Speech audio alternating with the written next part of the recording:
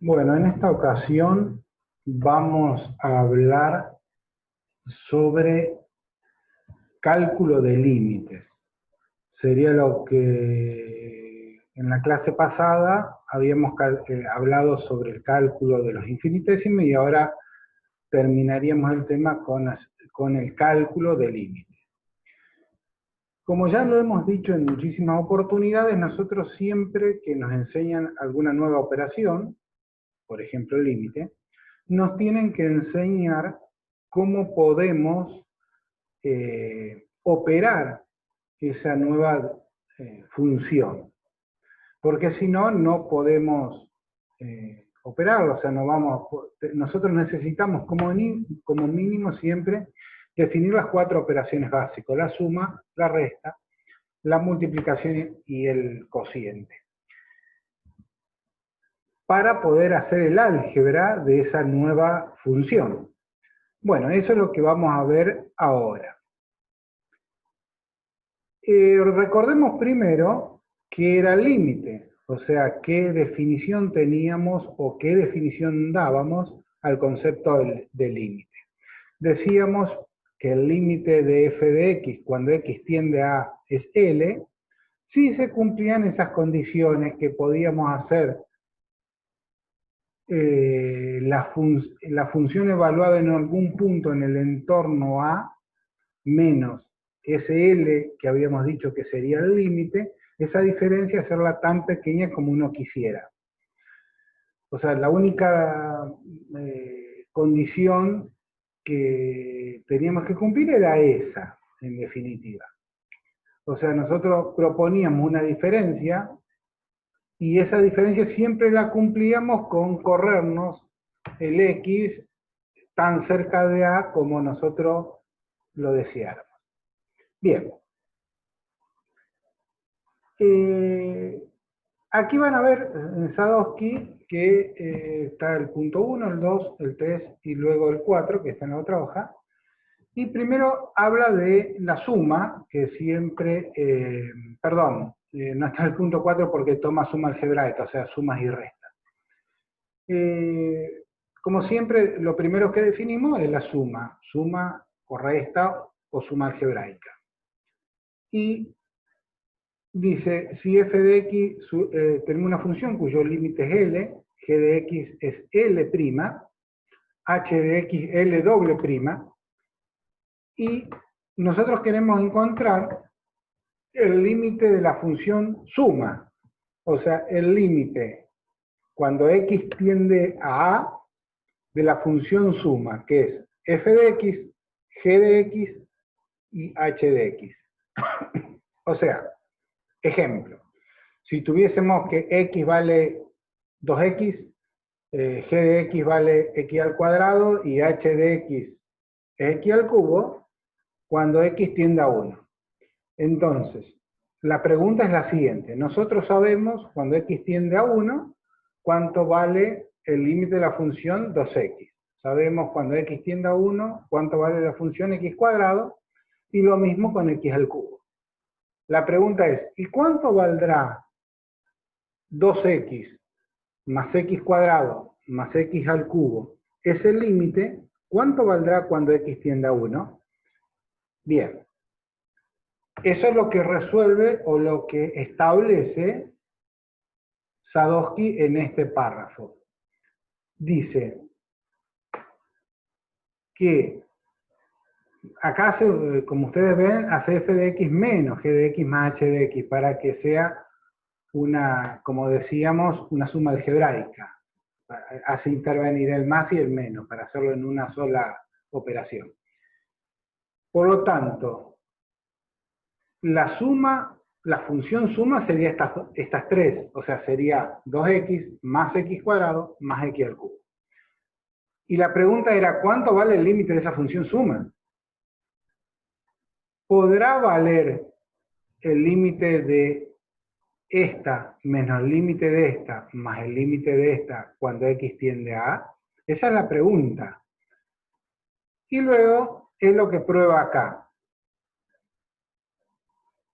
Nosotros decíamos que el límite de la función f de x, ¿se acuerdan que habíamos dicho que era f de x menos L, el módulo absoluto menor o igual a un épsilon. Bien, si tomamos en el punto límite, en vez de ser menor o igual, lo tomamos como igual, nos podríamos poner que f de x menos L es igual a épsilon, podemos pensar como que f de x es igual a L más épsilon de x. Y acá hay un concepto importante. Este épsilon lo tomó como épsilon de x, no es un épsilon fijo, como nosotros normalmente tomábamos, porque nosotros tomábamos un x que se aproximaba a tanto como querramos, pero tomábamos un x particular. Acá tomamos esa diferencia entre x y a, como decíamos, tan chica como querramos, pero dejamos que varíe. Por lo tanto, ese épsilon también va a ser función del x que tomemos. Si el x lo tomamos próximo a, será un x, un épsilon sub x. Si ese x que tomamos aún más próximo a, el nuevo épsilon que tenemos será menor que el anterior. Por lo tanto, el épsilon es una función de x. ¿Sí? Por eso que aquí toma épsilon, no un épsilon fijo, sino un épsilon que es función del x que nosotros vayamos tomando. Recuerden que ese x va a ser un x que va a estar tendiendo a. Lo mismo hace con G y lo mismo hace con H. Bien. Luego, pregunta, suma las tres ecuaciones, esta y esta, y lo agrupa de una forma conveniente.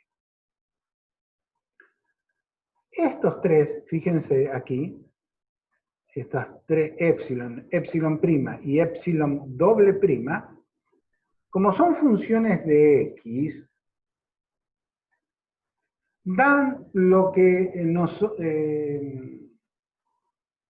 digamos, representa lo que nosotros decíamos en la definición de un infinitésimo. Decíamos que una función era infinitesimal en un punto si esa función su límite era 0.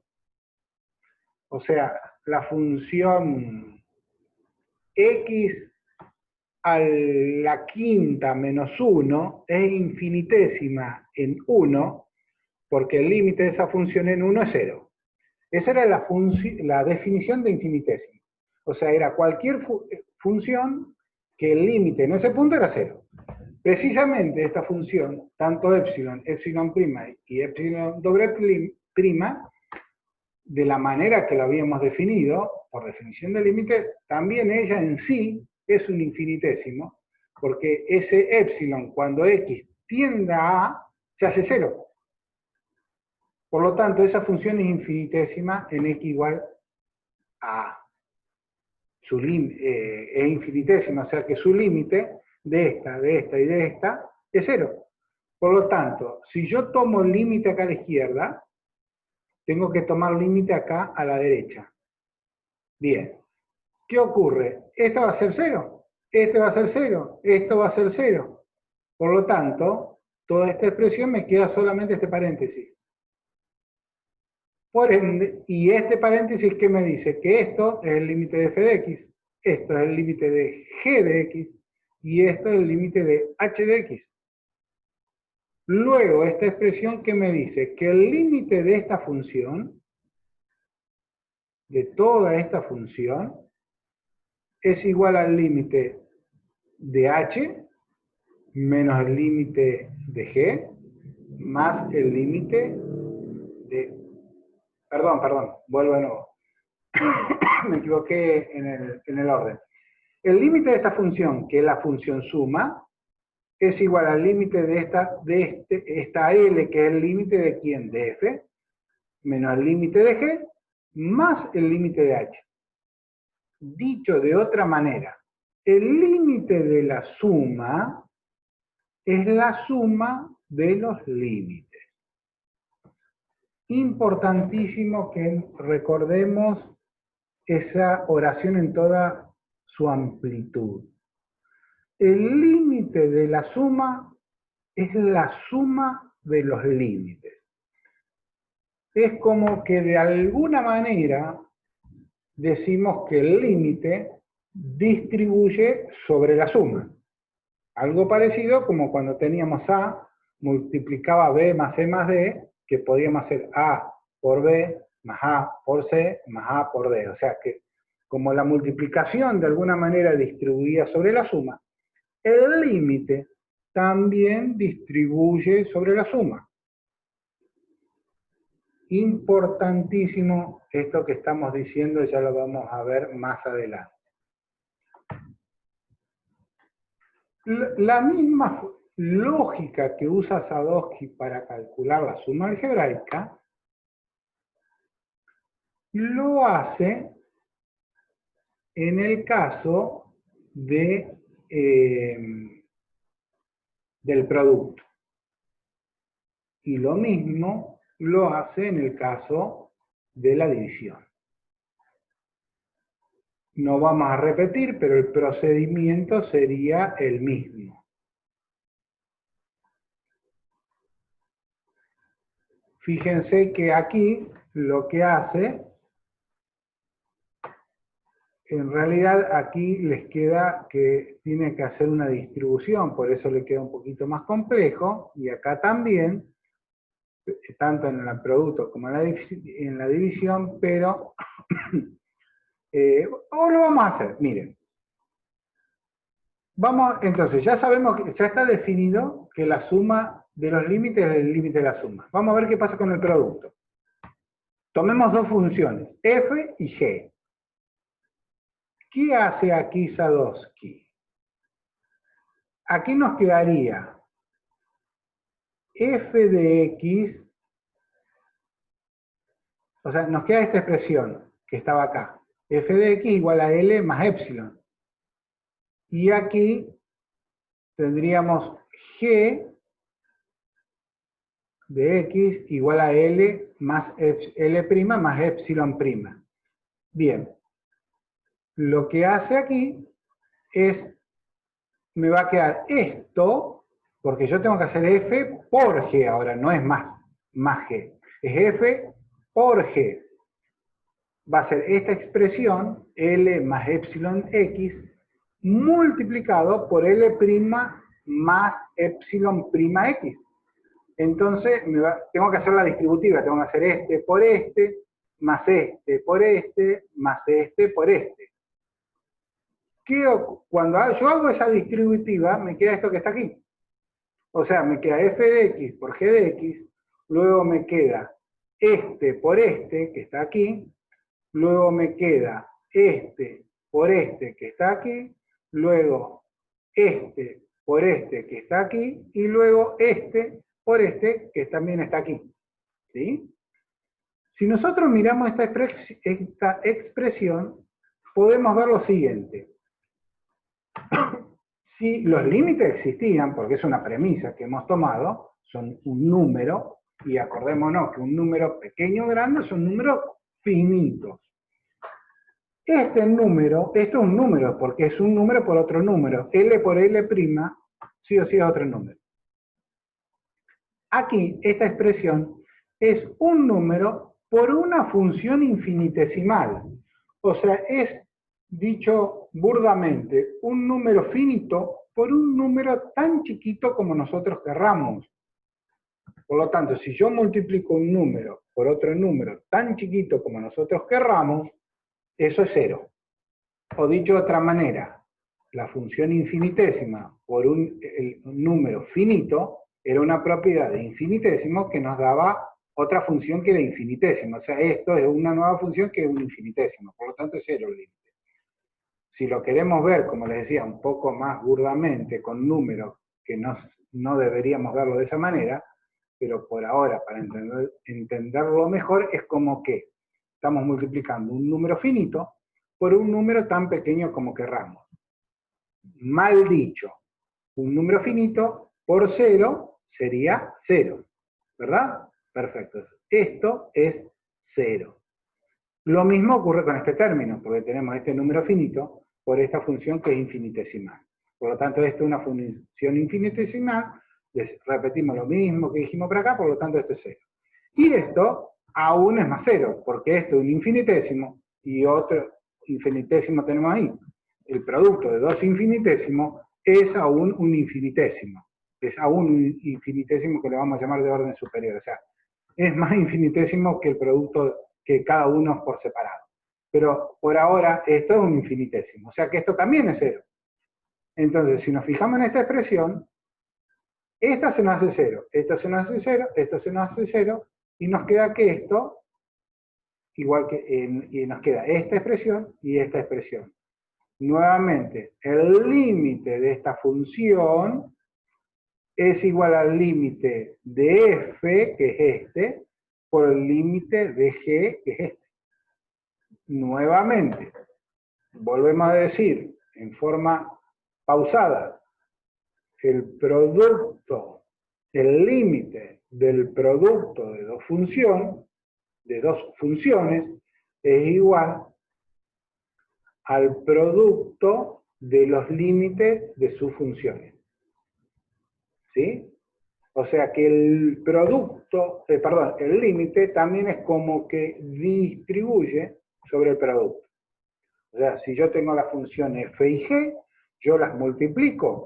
Ese límite de esa función nueva que es otra, será lo que resulte de f multiplicarlo por g, el límite de esa función es igual al límite de f y al multiplicarlo por el límite de g. Y lo mismo podríamos decir para el cociente de dos funciones.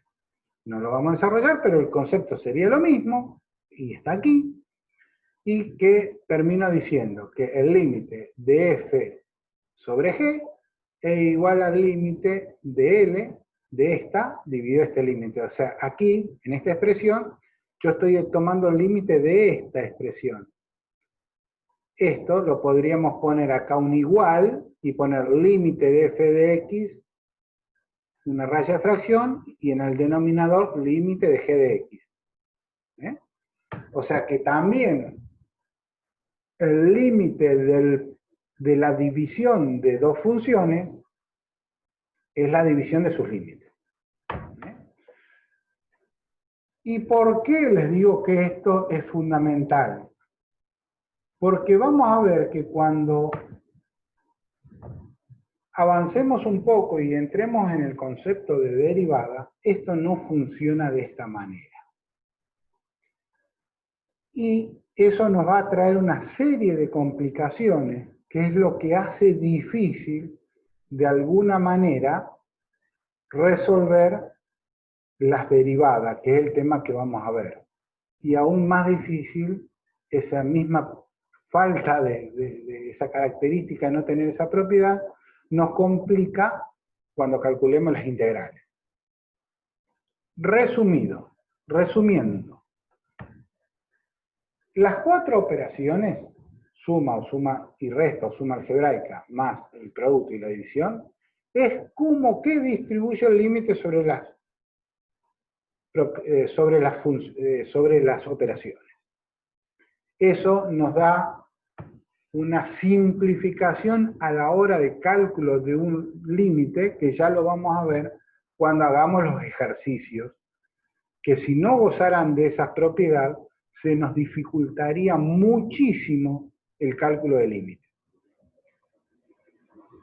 En el caso que veamos, no en el caso, sino que cuando veamos derivada, vamos a ver que las derivadas cumplen con la misma propiedad del límite en el caso de la suma algebraica, pero no cumple la misma propiedad en el caso del producto y la división, en el caso de las derivadas.